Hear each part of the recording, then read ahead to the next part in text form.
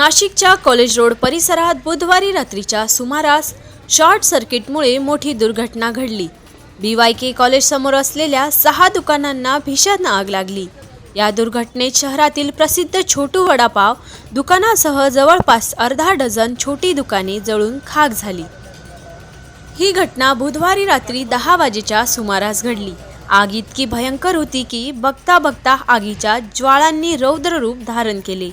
स्थानिक नागरिकांनी आग विझवण्याचा प्रयत्न केला, मात्र आग नियंत्रणाबाहेर जात असल्याचे पाहून तात्काळ अग्निशमन दलाला माहिती देण्यात आली।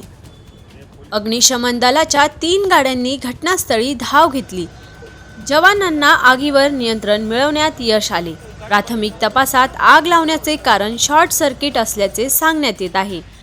या अग्निकांडात सर्व दुकानांचे मोठे आर्थिक नुकसान झाले आहे।